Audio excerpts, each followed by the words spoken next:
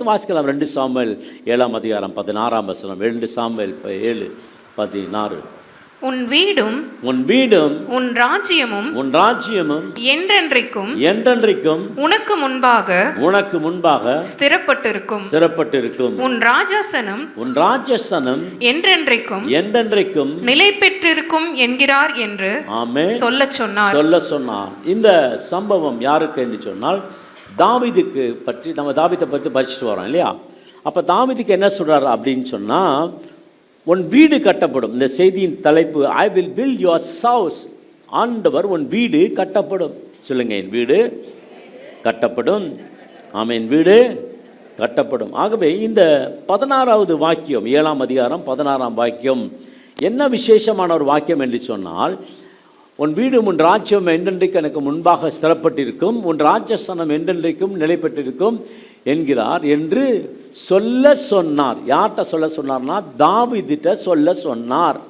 தேவனுடைய வார்த்தை வருகிறது. இது ஒரு சாதாரணமான ஒரு வார்த்தை இல்லை. இது ஆங்கிலத்தில் பார்த்தீங்களா, NIV நீங்கள் படிச்சிங்கன்னா, பிஃபோர் மீ ஆண்டவர் உன் வீடு ராஜ்யமும் என்று உனக்கு முன்பாக ஸ்திரப்பட்டிருக்கும், உன் ராஜஸ்தானம் என்றென்றைக்கும் ஸ்திரப்பட்டிருக்கும். ஆண்டவர் நிலையானத காரியங்களை செய்வார். இல்லை பிரதர், இது வாக்குத்தத்தம் ரொம்ப பெருசுன்னு சொல்கிறீங்க. இந்த வாக்குத்தத்தம் தனிப்பட்ட வாக்குத்தத்தம் இல்லை. நிறைய வாக்குத்தத்தம் இருக்கிறது. அது தனிப்பட்ட வாக்குத்தத்தமாக இருக்கும். ஆபிரகாமுக்கும் ஈசாக்குக்கும் ஆண்டவராகிய தேவன் வாக்குத்தத்தம் கொடுத்தார். அந்த வாக்குத்தத்தம் பார்த்திங்கன்னா அவங்களுக்கு மாத்திரமல்ல, தேசத்திற்கும் சேர்த்து இந்த ஆசீர்வாதம். இந்த ஆசீர்வாதமும் இந்த வாக்குத்தத்தமும் யாருக்கு என்று சொன்னால் தனி மனிதன் தாவீதுக்கு மாத்திரமல்ல. இந்த ஆசீர்வாதம், இந்த வாக்குத்தத்தம் யாருக்கு உரியதான்? தேசத்துக்கும் உரியதாக இருக்கிறது. It's not a personal, it is for the Israelites people. இஸ்ரேலோட பீப்புள் எல்லாத்துக்கும் கொடுக்குற ஒரு, இது நாட் அ பர்சனல், இந்த ஸ்பெஷல் வேர்டு. இந்த வேர்ல்டில், நாவிக்குரிய உலகத்தில், பூமிக்குரிய உலகத்திற்கும் ஆண்டவராக தேவன் கொடுக்குற ஒரு மிகப்பெரிய ஒரு ஆசீர்வாதமான ஒரு வாக்கு தத்துவம். உன் ராஜஸ்தானம் கட்டப்படும், எனக்கு முன்பாக நிலைத்திருக்கும் என்று அவர் சொல்லி இந்த நோக்கத்தை ஆண்டவராகிய தேவன் நிறைவேற்றி இருக்கிறார். அதே நேரத்தில் ஆண்டவராகிய தேவன் கிறிஸ்து மேசியா இந்த பூமிக்கு வரப்போகிறார். அவர் மூலமாய் இந்த ராஜ்யம் கட்டப்படும் என்று சொல்லப்படுகிற ஒரு வார்த்தையை இந்த இடத்துல பார்க்கிறோம். ஆண்டவராகிய தேவன் இந்த அவர் வரப்போகிறத, அவர் பூமிக்கு வரப்போகிறத அப்படியே கொஞ்சம் மறைமுகமாக யார்கிட்ட சொல்வார்னா ஆபிரகாம்கிட்ட சொல்வார். ஆபிரகாம்கிட்ட எப்படி சொல்வார்னா மறைமுகமாக, நான் வரப்போகிறேன், ராஜ்யஸ்தானும் உண்டத்தில் ராஜாக்கள் தோன்றுவார்கள், இப்படிலாம் சொல்லுவார்கள். ஆனால் என்னென்னா, இந்த பகுதியில் பார்க்கும்பொழுது ஆபிரகாமுக்கு சொன்ன ஆண்டவர் இந்த பகுதியில் தாவீதுக்கு டைரெக்டாக சொல்கிறார், நான் வரப்போகிறேன், உன்னுடைய சிங்காசனத்தை தான் நான் அமரப்போகிறேன், உன்னுடைய சிங்காசனத்தில் நான் அமரப்போகிறேன் என்று ஆண்டவர் சொல்வார். இயேசுக்குள் சகல ஜாதிகளும் ஆசீர்வதிக்கப்படும். ஆகவே பிரியமான தேவச்சனமே, மறைமுகமாக சொன்ன ஆண்டவர் இன்னைக்கு டைரெக்டாக அட்டர் பண்ணுறார், டைரெக்டாக சொல்கிறார். என்னவென்று சொன்னால், இதை அப்படி தான் வல்லுநர்கள்லாம் சொல்கிறாங்க, ஸ்காலர்ஸ்லாம் என்ன சொல்கிறாங்கன்னா, இது ஆண்டவராகிய தேவன் டைரெக்டாக வரப்போகிறார் என்று சொல்லுகிறத நம்ம பார்க்கிறோம். 7ஆம் அதிகாரம் 21ஆம் வசனம் ரொம்ப முக்கியமான ஒரு அதிகாரம் இது. 2 சாமுவேல் 7ஆம் அதிகாரம் 21ஆம் வசனம் எடுத்து வாசிக்கலாம். உம்முடைய வாக்குத்தத்தத்தின் நிமித்தமும் உம்முடைய சித்தத்தின் படியையும் இந்த பெரிய காரியங்களை எல்லாம் உமது அடியானுக்கு அறிவிக்கும்படிக்கு தயவு செய்தீர். சித்தத்தின்படியே இந்த பெரிய காரியங்கள் எல்லாம் உமது அடியானுக்கு அறிவிக்கும்படி என்ன செய்தீரா? தயவு செய்தாரா? ஆண்டவரும் உங்களை ஆசீர்வதிப்பதற்காக, தம்முடைய திட்டத்தை நிறைவேற்றுவதற்காக கர்த்தர் தயவு செய்ய போகிறார். ஆமென், ஹல்லேலூயா. ஆகவே பிரியமான தேவஜனமே, கர்த்தருடைய வல்லமை, கிருபை, தயவுக்காக ஸ்தோத்திரம். தேவனுடைய நாமம் மகிமைப்படுவதாக. 2 சாமுவேல் 7ஆம் அதிகாரம் 8ஆம் வசனம்.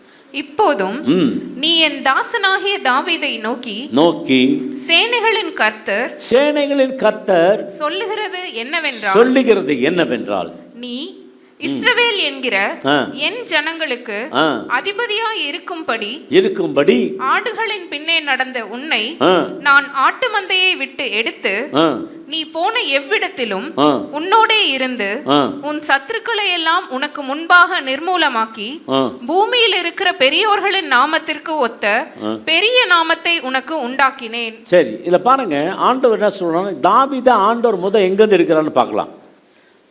தாவீதை ராஜ பரம்பரையிலேருந்து எடுக்கிறாரா? இல்லை.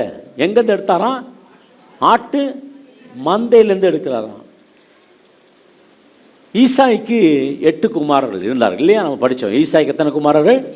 8 குமாரன். மற்ற 7 பேர் என்ன பண்ணுறாங்க? சவுலுடைய அரண்மனையில், அதுக்கப்புறம் மிலிட்டரியில், எல்லாம் பெரிய பெரிய ரேங்கில் பெரிய பெரிய ஆஃபீஸர்லாம் இருக்காங்க. ஆனால் தாவீது மாத்திரம் என்ன பண்ணுறான்? ஆடுகளை மேய்ப்பதற்காக மேய்ப்பனாக 8வது மகன் மேய்ப்பனாக அவன் அங்கே இருக்கிறான். அது எப்படி வந்தான்னெல்லாம் உங்களுக்கு போன வாரத்தில் சொன்னேன். இந்த ஈசா யார் என்று சொன்னால் மிகப்பெரிய ஒரு ஜமீன்தார், பெரிய பணக்காரன். பெத்லஹேமில் போவாஸோட பேரன் நிலக்கிலார் என்று சொல்வார்கள். அதாவது அந்த அளவுக்கு ஆயிரக்கணக்கில் ஏக்கர் கோதுமை விளைச்சல் உண்டாகுமா. அப்படிப்பட்ட ஒரு பெரிய பெரிய ஒரு செல்வந்தன். அவனுடைய பேரன் தான் யாருன்னா தாவீது. போவாஸோட பேரன் தான் தாவீது. இந்த தாவீதுக்கு என்ன நடந்துச்சு? என்சைக்ளோபீடியாவில் நீங்கள் போய் பார்த்தீங்கன்னா மெய்ப்பர்கள்லாம் எப்படி இருப்பார்கள். நம்ம பார்க்குற மெய்ப்பர்கள்லாம் அந்த நேரத்தில் பார்த்து அதுக்கப்புறம் சட்டையாக மாற்றிடுவாங்க. பார்த்துருக்கீங்களா? நியூ இயர்க்கு கிறிஸ்மஸுக்கு டான்ஸ் போடுவாங்க, நேட்டிவிட்டி போடுவாங்க. நேட்டிவிட்டி போனால் மேப்பரில் கோலை வச்சுட்டு நிற்பாங்கல்ல. நமக்கு தெரிஞ்சதெல்லாம் அவ்வளோதான்.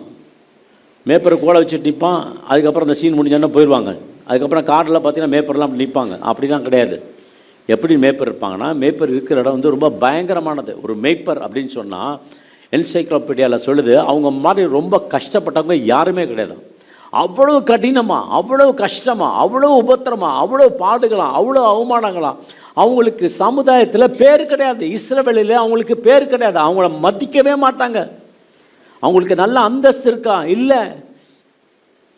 அவங்களுக்கு நல்ல அந்தஸ்து இருக்குமா? இல்லை. அவங்களுக்கு அந்தஸ்து கிடையாது. அவங்க எப்படி இருப்பார்கள்னு சொன்னால் ரொம்ப ஆர்டினரி பீப்புளோட ரொம்ப மோசமாக இருப்பாங்க. ஏன் இப்படி சொல்கிறீங்க? எதுலேருந்து உங்களுக்கு கண்டுபிடிக்கிறது?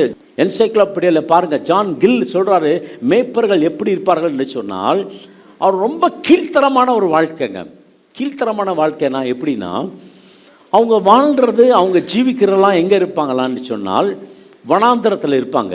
அந்த வனாந்தரத்தில் இருப்பாங்க. அந்த வனாந்தரத்தில் புல்லுகள்லாம் அப்படியே மொத்தமாக அப்படியே இருக்குன்னு நினச்சிக்காதீங்க. அங்கங்கே கொஞ்சம் கொஞ்சம் புல்லாக இருக்குது. இப்போ கூட நீங்கள் சவுதியில் போய் பார்த்தீங்கன்னா, இல்லை இது துபாயில் போய் பார்த்தீங்கன்னா, நான் இருந்திருக்கேன், இந்த வனாந்தரத்தெல்லாம் இருந்திருக்கேன், அதனால எனக்கு தெரியும். அங்கங்கே கொஞ்சம் புல் இருக்கும், புல் மாதிரி வளர்ந்துருக்கும். அதுக்கப்புறம் அங்கே கொஞ்சம் புல் இருக்கும், அங்கே கொஞ்சம் புல் இருக்கும். மெத்தடெல்லாம் வனாந்தரமாக இருக்கும். மெத்தடெல்லாம் அப்படியே வெள்ளையாக இருக்கும், கண்ணு கூசும், பார்க்க முடியாது. வெயில், அப்படிப்பட்ட வெயில். ஆகவே இவர்கள் என்ன பண்ணுவாங்கன்னா, இரவில் பார்த்தீங்கன்னா பயங்கரமான குளிராக இருக்கும். இந்த பயங்கரமான குளிரில் என்ன பண்ணுவாங்களா, அந்த மேய்ப்பர்களெல்லாம் இருப்பதற்கு அவங்க கூடாரத்தை போட மாட்டார்கள். கூடாரத்தை போட்டால் கூடாரம் என்ன செய்யுமா? அது பெயர்ந்து போகுமா, காற்றில் அது அடித்து செல்லப்படும். அதனால என்ன செய்ய மாட்டாங்களாம், எதில் போட மாட்டாங்க? கூடாரம் மேய்ப்பர்களுக்கு கிடையாது. அவங்களுக்கு என்ன இருக்குன்னு சொன்னால் குழியை நோண்டுவாங்க. ஒரு 10 அடிக்கு ஒரு குழியை நோண்டுவாங்க. அந்த குழியை நோண்டும் பொழுது அந்த 2 காரியத்துக்காக அந்த குழி பயன்படும். ஒன்று, இந்த ஆடுகள் தண்ணீர் குடிப்பதற்காக அந்த குழி இருக்கும். அந்த குழியிலேருந்து சைடில் ஒரு ஓட்டை போட்டு அதுக்குள்ளார ஒரு அறை மாதிரி ஒன்று கட்டி அந்த அறைக்குள்ளே தான் மேய்ப்பர்கள் தங்கியிருப்பார்களாம். இந்த காத்தடிக்கும் வேளையிலே, இரவு வேளையிலே, இந்த சைடில் அந்த குழிக்குள்ளே இன்னொரு சைடில் ஒரு ஓட்டை போட்டு அதுக்குள்ளே ஒரு பள்ளத்தை உண்டாக்கி அங்கே தான் தங்கியிருப்பார்கள், தங்குவார்கள், உறங்குவார்கள், எல்லாம் சொல்வார்கள். அப்போ இந்த தண்ணீர் எதற்கு? ஆடுகள் குடிப்பதற்காக. இந்த ஆடுகள் வந்து வந்து வந்து தண்ணீரில் குடிக்கும்பொழுது அது எப்படி இருக்குமா? சேராக, சகதியாக இருக்கும். இந்த மாதிரி ஒரு பெரிய குழிக்குள்ளே தான் ஒரு மேய்ப்பனுடைய வாழ்க்கை இருக்கும் அப்படின்னு சொல்லி ஜான் கில் சொல்கிறார். மேய்ப்பரை பற்றி நீங்கள் போய் ஷெப்பர்ட் பற்றி என்சைக்ளோபீடியாவில் போய் பாருங்கள், அவங்க எப்படி கஷ்டப்பட்டாங்க. யூதருடைய, நம்ம மேய்ப்பரில் பார்த்துறாதீங்க. நம்ம மேய்க்கிற ஆடுலாம் பார்த்தீங்கன்னா, ஆடு முன்னாடி போகும், மேய்ப்பர் பின்னாடி வருவான். பார்த்துருக்கீங்களா? ஆடு தான் முன்னாடி போகும், மேய்ப்பர் என்ன பண்ணுவான்? பின்னாடி வருவான். இல்லை, அந்த காலத்தில் அப்படி கிடையாது. மேய்ப்பன் முன்னாடி போவான், ஆடுலாம் என்ன பண்ணும்? பின்னாடி போவோம். இது பின்னாடி போகிறதுனால என்ன பண்ணும்? பின்னாடி போகும்.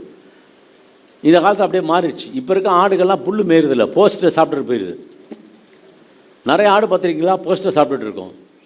அந்த மாதிரி ஆடு நான் சொல்லலை, செம்மறி ஆடை சொல்கிறேன். செம்மறி ஆடு ஒன்று தான் தலையை குனிஞ்சு நடக்கும். வெள்ளாடெல்லாம் எப்படி நடக்கும் தெரியுமா? தலையை யாரா நீ இது பார்த்துடலாம், போட்டுருவான். அவன் தான் தண்ணியை தெளித்து பொட்டுன்னு போடுவான். நான் சொன்ன 2 காரியத்திற்காக. ஒன்று, மழை பொழிந்தால் அந்த தண்ணீர் சேகரிக்கப்படும். இன்னொன்று, குழி நோண்டுவதற்கு அந்த சைடில் ஒரு பள்ளத்தை நோண்டுவாங்க. அதில் மேய்ப்பர்கள் தங்குவதற்காக. கடுமையான குளிர் காற்றுக்கும் கடுமையான வெப்பத்திற்கும் இதுக்கெல்லாம் தப்பித்து கொள்ளும்பாக பதுங்கு குழி சொல்வார்கள் இல்லையா?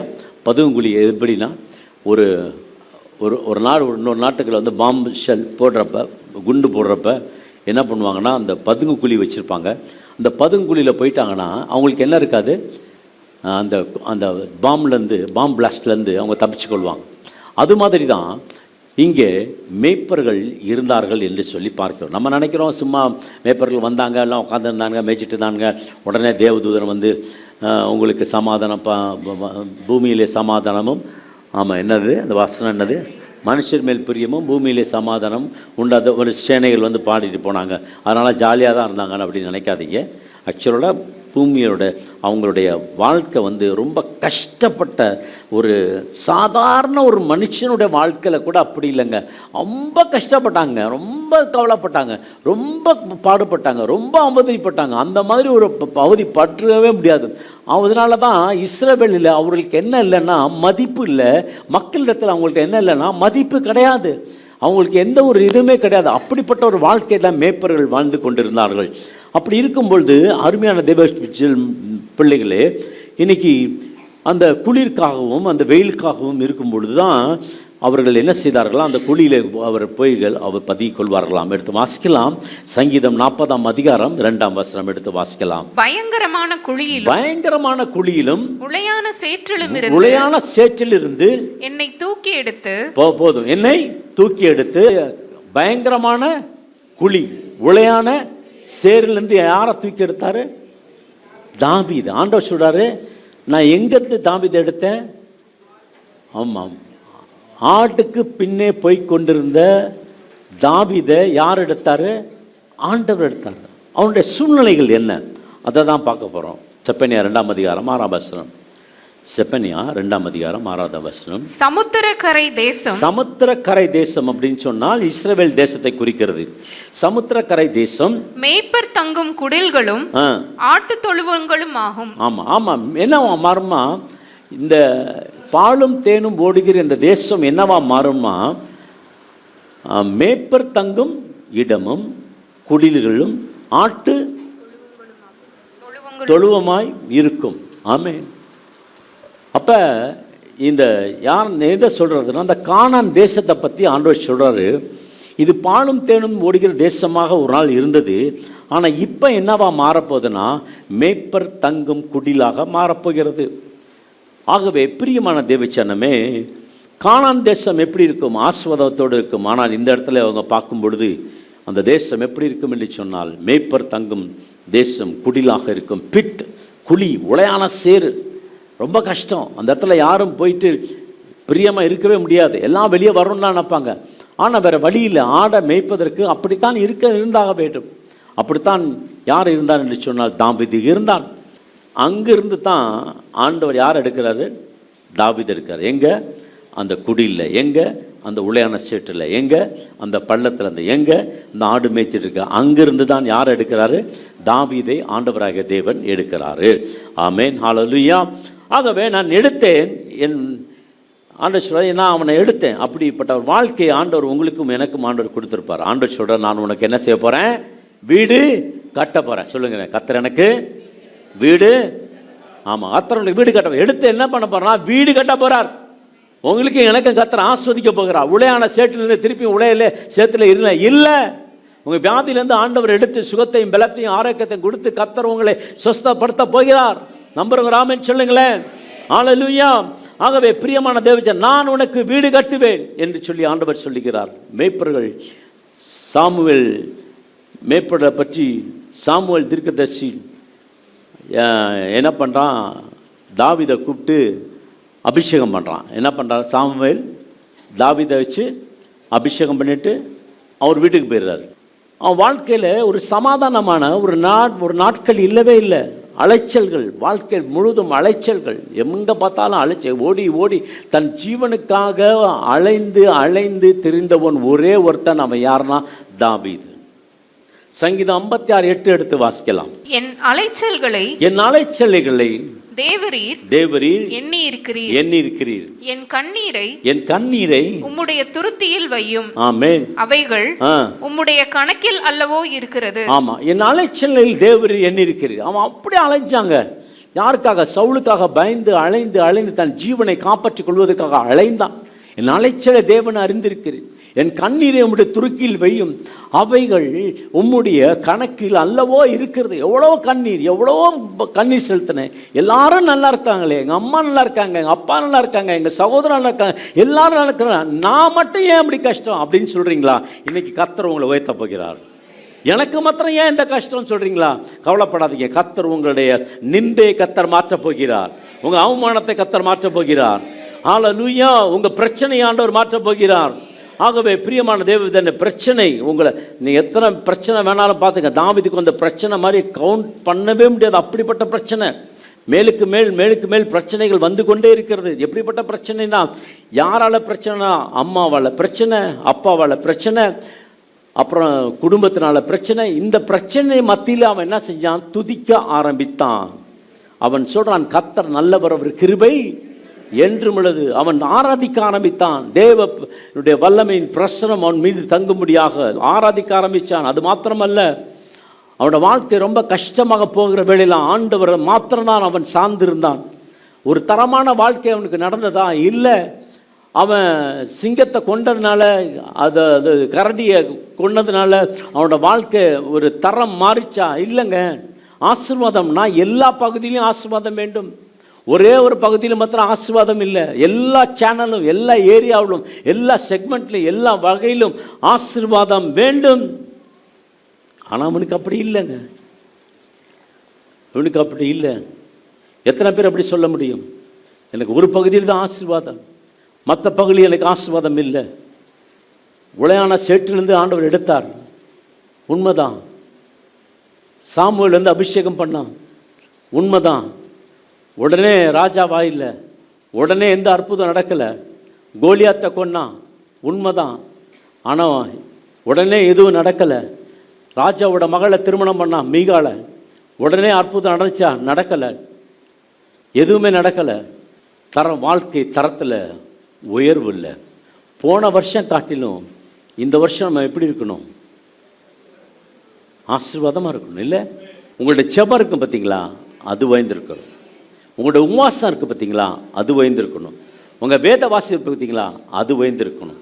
உங்கள் ஊழியம் இருக்குது பார்த்தீங்களா, அது வாய்ந்திருக்கணும். போன வருஷத்தோடு இந்த வருஷம் ஒன்றுமே பண்ண முடியல பிரதர். நாள் ஆவ வயசு குன்றி போக போக நடக்க முடியாது, போக முடியாது. நல்ல கால்கை இருக்கும் பொழுது ஆண்டவருக்காக வேலை செஞ்சுருங்க. கர்த்தர் உங்களையும் ஆசீர்வதிப்பார். என்னோட வாழ்க்கை தரத்தில் எந்த ஒரு மாற்றமும் இல்லை. அபிஷேகம் பண்ணார், மாற்றம் இல்லை. சவுல்கிட்ட போய் சேர்ந்தார், மீகாலா திருமணம் பண்ணார், மாற்றம் இல்லை. கோலியாத்தை கொன்னார், மாற்றம் இல்லை. எதுவுமே வாழ்க்கையில் மாற்றம் இல்லை. பிரதர், என் வாழ்க்கையில் பிரச்சனை உங்களுக்கு தெரியாது பிரதர், பாஸ்டர் உங்களுக்கு தெரியாது. எவ்வளோ கஷ்டம் நான் சுமந்து கொண்டு இருக்கேன், 5 வருஷமா 10 வருஷமா இதே போல் இல்லை. கர்த்தர் உங்கள் சூழ்நிலையை மாற்றுவார். நம்புறவங்க ராமன் சொல்லுங்களேன். கர்த்தர் உங்களுடைய சிறையிருப்பை கர்த்தரை மாற்றுவார். நம்புறவங்க ராமன் சொல்லுங்க.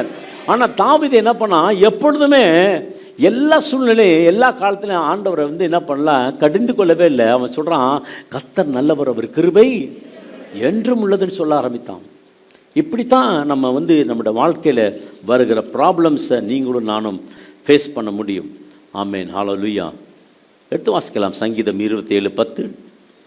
என் தகப்பனும் என் தாயும் என்னை கைவிட்டாலும் கர்த்தர் என்னை சேர்த்துக் கொள்வார். இதுல கைவிட்டாலும் அப்படின்னு சொல்றது, கைவிட்டாலும் அல்லது விடாமல் இருந்தாலும் அப்படி இருக்கு. NIV நீங்க படிச்சீங்கன்னா என்னை கைவிட்டார்கள் அப்படின்னே போட்டிருக்கும். அவர்கள் என்னை தகப்பனும் என் தாயும் என்ன செய்தாரா? என்னை கைவிட்டார்கள், கைவிட்டாங்க. அதுதான் உண்மை. கைவிட்டாலும் இல்லை, விட்டார்கள். சங்கீதம் 69:8 எடுத்து வாசிக்கலாம். என் சகோதரருக்கு வேற்று மனுஷனும் என் தாயின் பிள்ளைகளுக்கு அந்நியனுமானேன். சகோதரன் அம்மா அப்பா ரிஜெக்ட் பண்ணிட்டாங்க, வெறுத்துட்டாங்க. சகோதரனும் அவனுடைய மற்ற மனுஷனும் தாயின் பிள்ளைகளுக்கு அந்நியமான, அப்படின்னா அந்த இஸ்ரேல் நாட்களிலே இஸ்ரவேல் இல்லாமல் யூதர்கள் அல்லாத மற்றவர்கள் புறஜாதியர்கள் அவர்கள் எப்படி பார்ப்பார்னா, அவர்களுக்கு மரியாதை கிடையாது.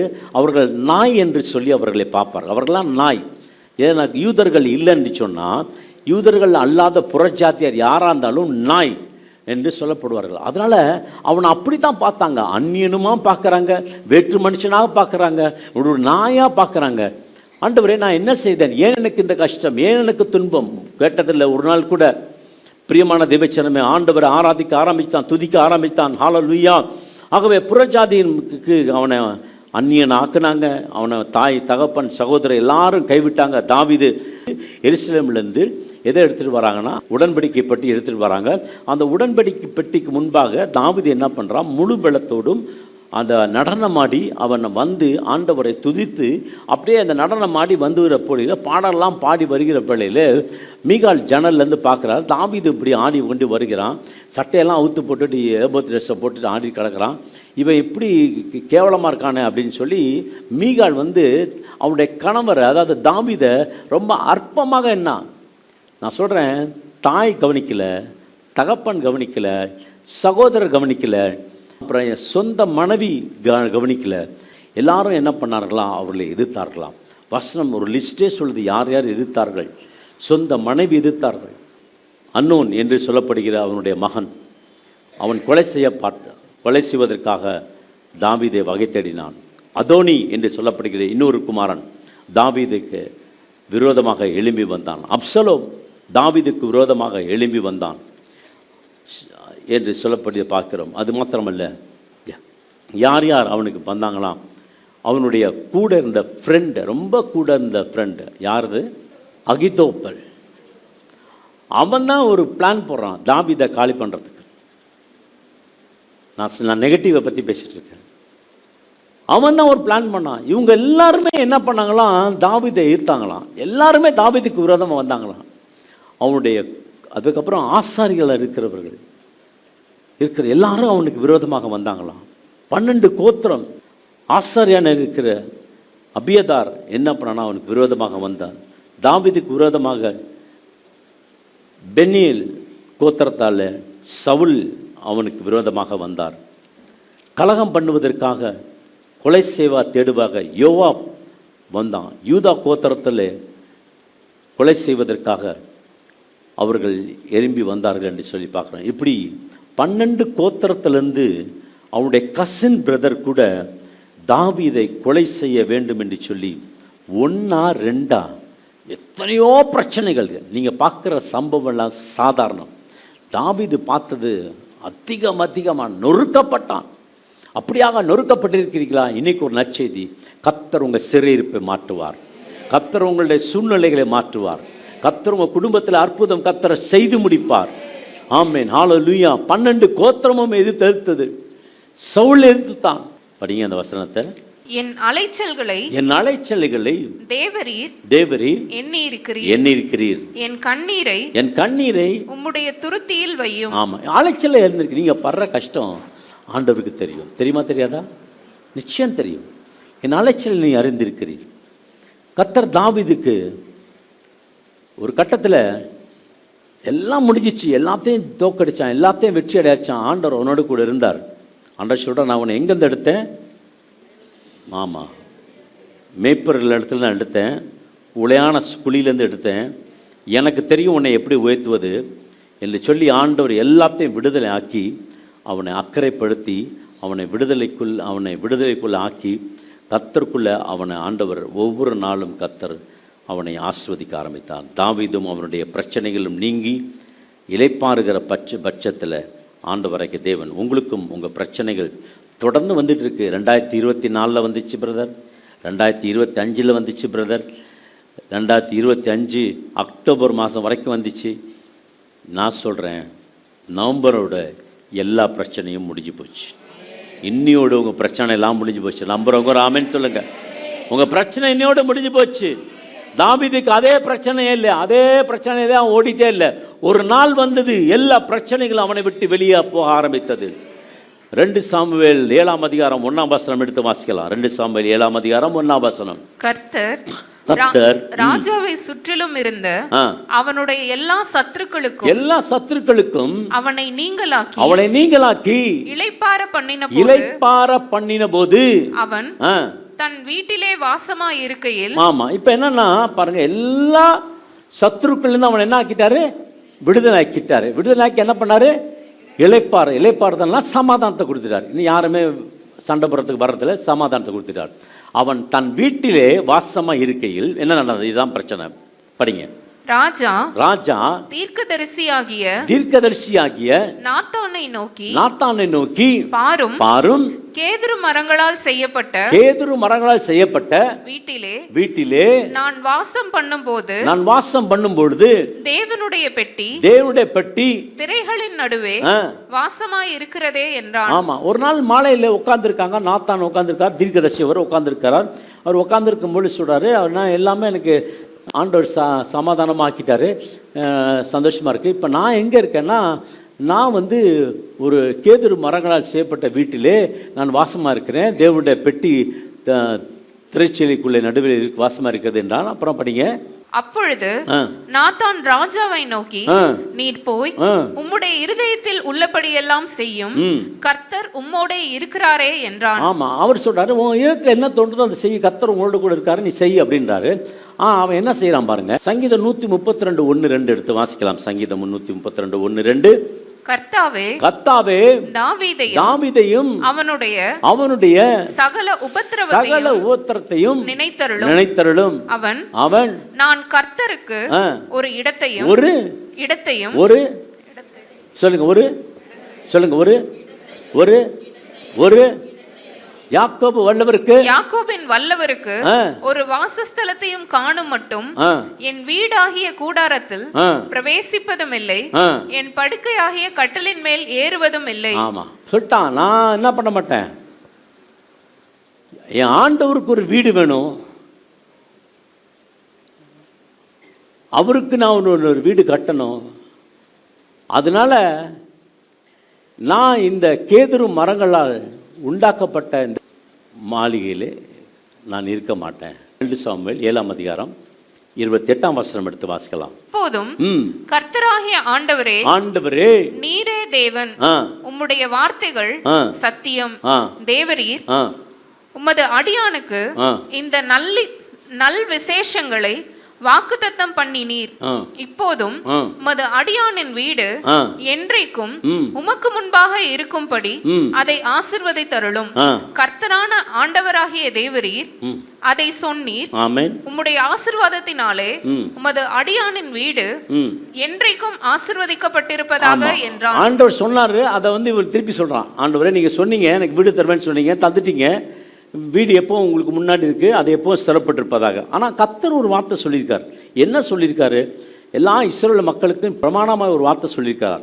உபாகமம் 12:10-11 எடுத்து வாசிக்கலாம். நீங்கள் யோர்தானை கடக்கும் பொழுது உங்கள் தேவனாகிய கர்த்தர் உங்களுக்கு சுதந்தரிக்க கொடுக்கும் தேசத்தில் குடியேறும் போது சுற்றிலும் இருக்கிற உங்கள் சத்துருக்களை எல்லாம் அவர் விலக்கி உங்களை இளைப்பாற பண்ணுகிறதினால் நீங்கள் சுகமாய் வசித்திருக்கும் பொழுது உங்கள் தேவனாகிய கர்த்தர் தமது நாமம் விளங்கும்படி தெரிந்து கொள்ளும் ஒரு இடம் உண்டாயிருக்கும். ஆமா, சொல்ற சும்மா இருக்கும் பொழுது கர்த்தருக்குன்னு என்ன பண்ணு, தேவனாகிய கர்த்தர் தமது நாமம் விளங்கும்படி தெரிந்து கொள்ளும் ஒரு இடம் உண்டாயிருக்கும். அங்கே நீங்கள் நான் உங்களுக்கு கட்டளையிட்ட யாவையும், உங்கள் சர்வாங்க தகனங்களையும், உங்கள் பலிகளையும், உங்கள் தசம பாகங்களையும், உங்கள் கை ஏறெடுத்து படைக்கும் படைப்புகளையும், நீங்கள் கர்த்தருக்கு நேர்ந்து கொள்ளும் விசேஷித்த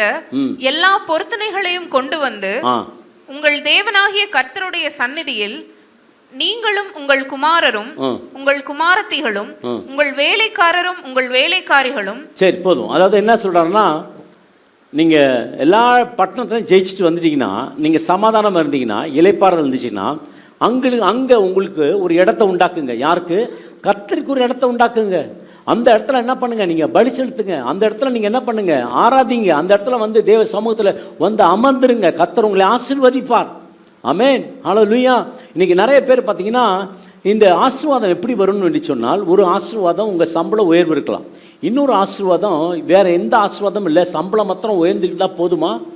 ஆசீர்வாதம் இருக்குமா? இல்லை. ஒரு வியாதி வந்துச்சுன்னா போதும், எல்லா பணமும் ஓடி போயிடும். அதனால் ஆண்டவர் உங்களுக்கு என்ன கொடுக்கணும்? சுகம் கொடுக்கணும். ஆமாம், உங்கள் பிள்ளைகள் நல்ல பிள்ளைகளாக படித்து நல்ல டாக்டர், இன்ஜினியர் அது மாதிரி வந்தாங்கன்னா ஓகே. உங்கள் ஒரு தருதலை இருந்துச்சுன்னா என்ன பண்ணும்? அவனை பற்றியே கவலைப்பட்டு ஆசீர்வாதம் என்று சொல்வது எல்லா பகுதியிலையும் ஆசீர்வாதம். ஆமென். தாவீதுக்கு ஆண்டவர் அப்படி தான் ஆசீர்வதித்தார். எல்லா பகுதியிலையும் ஆசீர்வாதம்.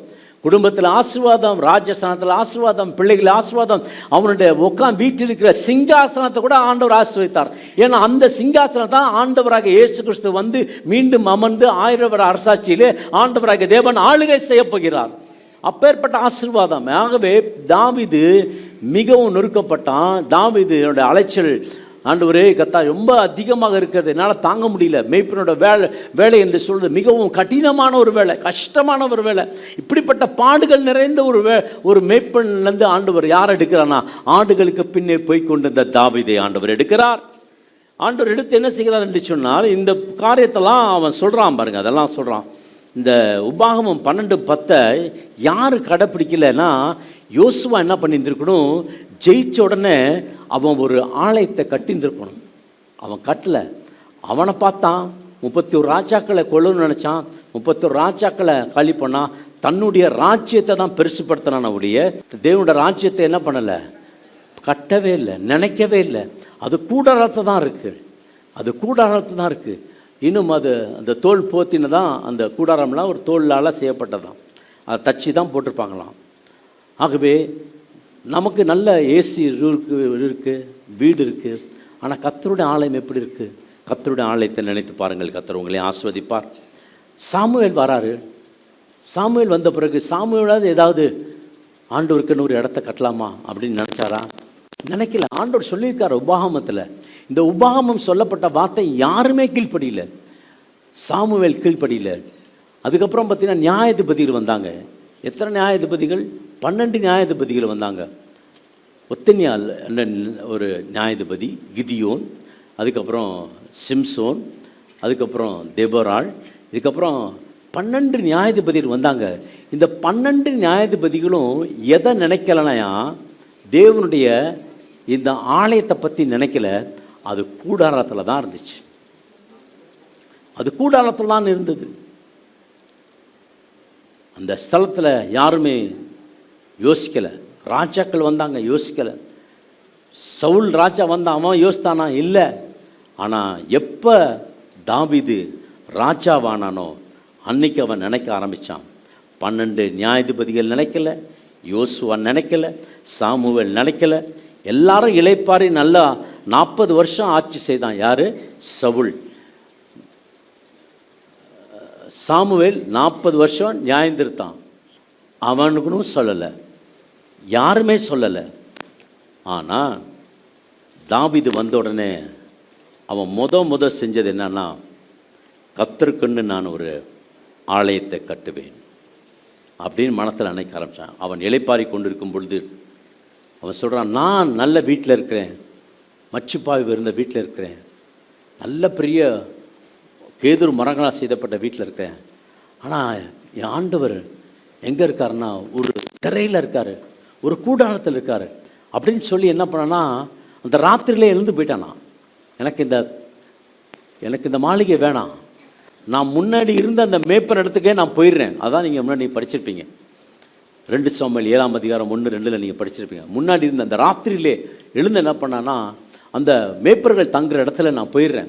எப்போ ஆண்டவருக்குன்னு நான் வீடு கட்டுறனோ அப்போ நான் வந்து இந்த இடத்துல வரேன், அது வரைக்கும் நான் இருக்க மாட்டேன் அப்படின்னு சொல்லும் பொழுது தான் ஆண்டவர் நாத்தான் பார்த்து சொல்கிறாரு, நாத்தானே நீ போய் தாவீதுகிட்ட சொல்லு, எப்படியாவது நான் வீடு ஒன்று கட்டுவேன். அவன் சொல்கிறான், நாத்தான் சொல்கிறான், பரவாயில்ல, எப்படி தாவீது, எப்படி ராஜா உடனே ஆலயத்தை கட்ட முடியும் அப்படின்னு சொல்லும் பொழுது தாவீது சொல்கிறான், ஆலயத்தை கட்டுறதை பார்க்கறதுக்கு இல்லை, ஆனால் ஒன்று ஆலயத்து கட்டுற இடத்த பார்த்தா போதும் அப்படின்னு தாவீது சொல்கிறான். உள்ளுக்குள்ளே அந்த தாகம் எவ்வளோ பெருசு பாருங்க. அவனுக்கு என்ன குறைச்சல்? ராஜாவான பிறகு எல்லாம் சுகத்திருக்கிறான், வாழ்ந்திருக்கிறான். அவன் சொல்கிறான், நான் இங்கே இருக்கிறது எனக்கு பிடிக்கல, நான் எங்கே போகிறேன்? அந்த உளையான சேற்றில் இருந்து மேற்படுத்த நான் போகிறேன். போயிட்டான், நைட்டே பறந்து போயிட்டான். ஆனால் நாத்தான் சொல்கிறான், நீ உன்னை கூட நீ வீட்டுக்கு போ, கர்த்தர் உனக்கு காரியங்களை வாய்க்க செய்வார். ஆமென் லார்ட், ஹல்லேலூயா. 2 சாமுவேல் 7ஆம் அதிகாரம் 16ஆம் வசனம் சொல்லுகிறது, உன் வீடும் உன் ராஜ்யமும் என்றென்றைக்கும் உனக்கு முன்பாக ஸ்திரப்பட்டிருக்கும். உன் ராஜசனம் என்றென்றைக்கும் நிலை பெற்றிருக்கும் என்கிறார் என்று சொல்ல சொன்னார். உனக்கு வீடு கட்டப்படும். இன்னைக்கு யார் யாருக்கு வீடு இல்லையோ ஆண்டவர் வீடு கொடுப்பார். கையை உயர்த்தீங்கன்னா வீடு. ஆமென். அரசியல்வாதி சொல்ற மாதிரிலாம் கிடையாது. இது பரலோகராஜர் சொல்ற வார்த்தை. உங்களுக்கு வீடு ஆண்டவர் கட்டி கொடுக்க போகிறார். எபிரேயர் 9:14 எடுத்து வாசிக்கலாம். எபிரேயர் 9:14. நித்திய ஆவியினாலே தம்மை தாமே பழுதற்ற பலியாக தேவனுக்கு ஒப்புக்கொடுத்த கிறிஸ்துவினுடைய இரத்தம் ஜீவனுள்ள தேவனுக்கு ஊழியம் செய்வதற்கு உங்கள் மனசாட்சியை செத்த கிரியைகளற சுத்திகரிப்பது எவ்வளவு நிச்சயம். ஆமென். நித்திய ஆவியினாலே தம்மை தாமே பழுதற்ற பலியாக உங்களுக்காக எனக்காக ஆண்டவர் பலியானார். ஏன் தெரியுமா? நீங்கள் பழுதற்றவர்களாக இருக்க வேண்டும். நீங்கள் ஆண்டோட சமூகத்தில் பிரவேசிக்க வேண்டும். பழுதற்றவர்களாக நீங்கள் இருக்க வேண்டும். கர்த்தர் நல்லவர், அவர் கிருபை என்றும் உள்ளது. இயேசு கிறிஸ்து பிறக்கும் பொழுது ஒரு வெள்ளை லெனின் க்ளோத்தில் அவரை சுற்றி வைத்தார்கள். அப்படித்தானே? இயேசு அப்படித்தான் சுற்றி வச்சாங்க, வெள்ளை துணியில் லெனின். இயேசு மரிக்கும் பொழுது என்ன செய்தார்களாம்? அதே வெள்ளை துணியிலே அவரை சுற்றி வைத்தார்களாம்.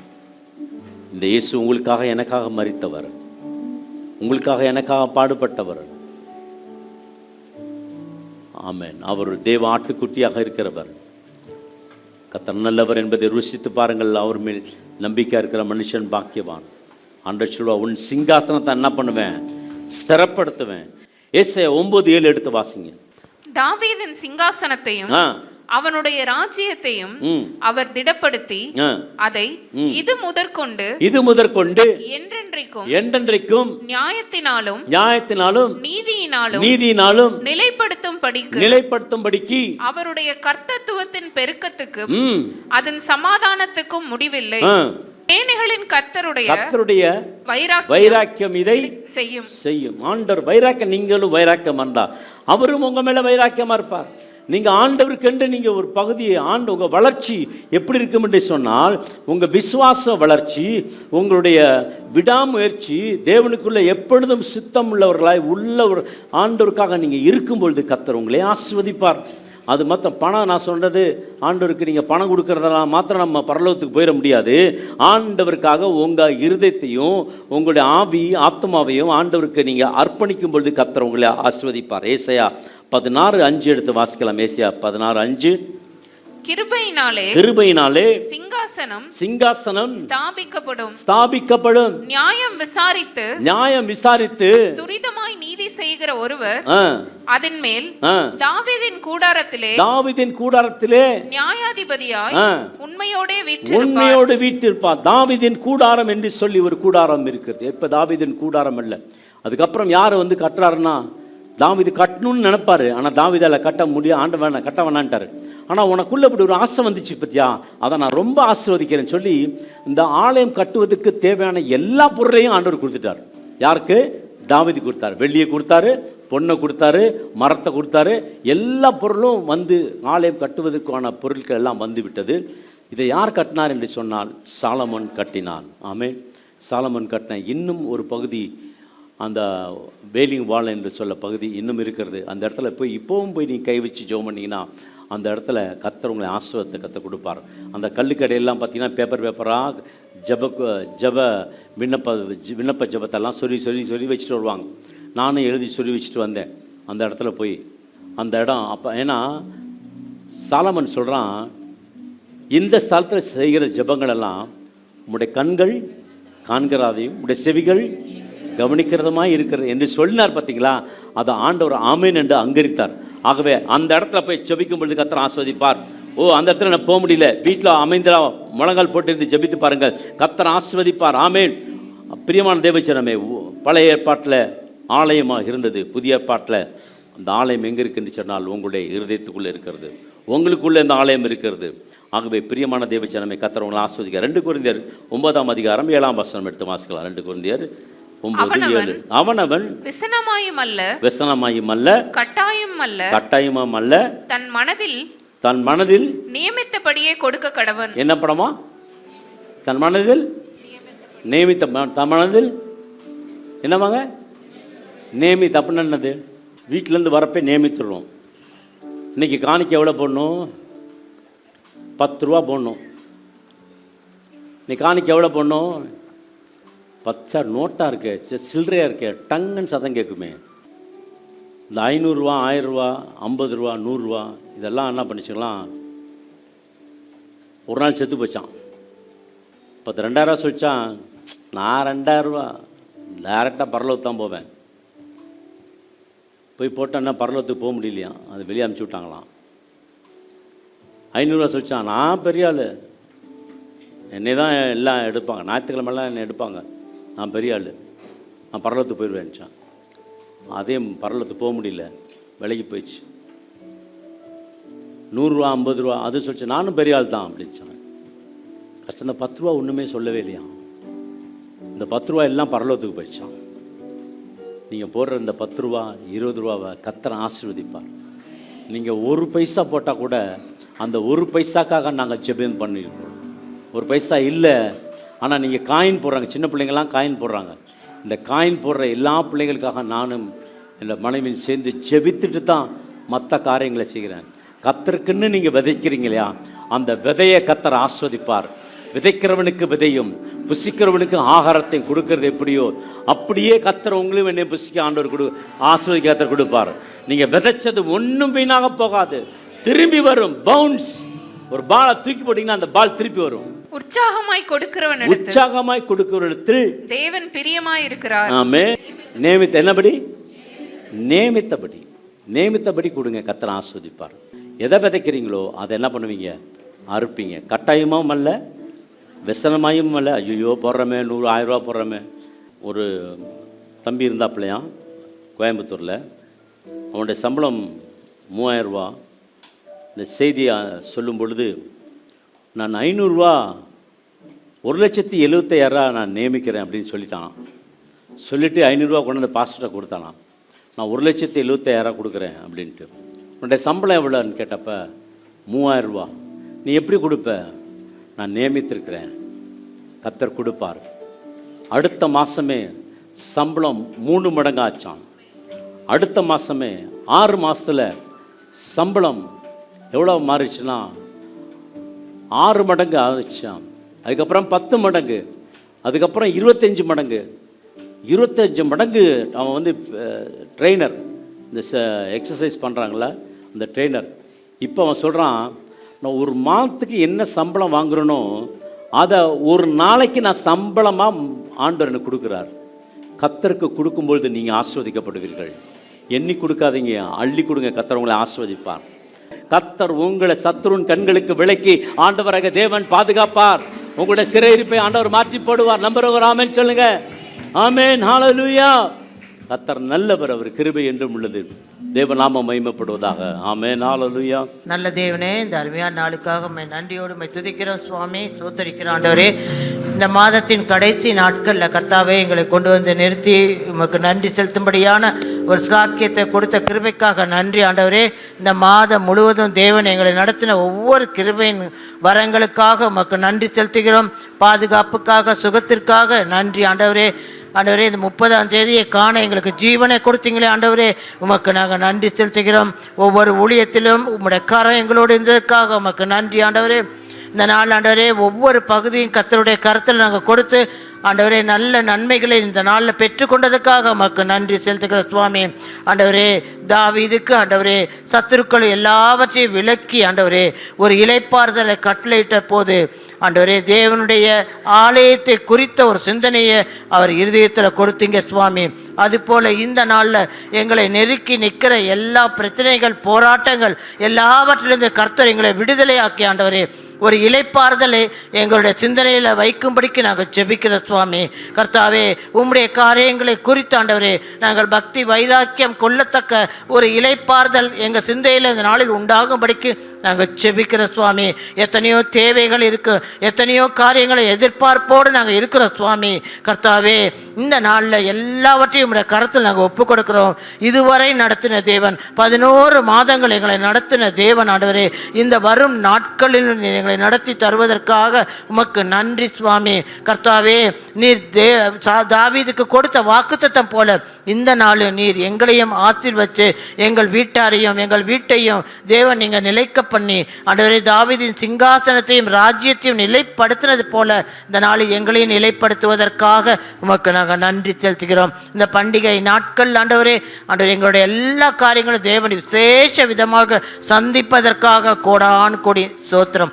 நல்ல சுகம் பலனை கொடுத்து ஒவ்வொருவரையும் குடும்பத்தையும் நீங்கள் ஆசீர்வதித்து பாதுகாக்கும்படியாக இயேசு கிறிஸ்துவின் வல்லமையுள்ள நாமத்தை கொண்டு நாங்கள் ஜெபிக்கிறோம். எங்கள் ஜீவனும் அன்பும் கிருபை நிறைந்த நல்ல இயேசுவாமி ஆமென். ஜெப தேவைக்கு 9894913619.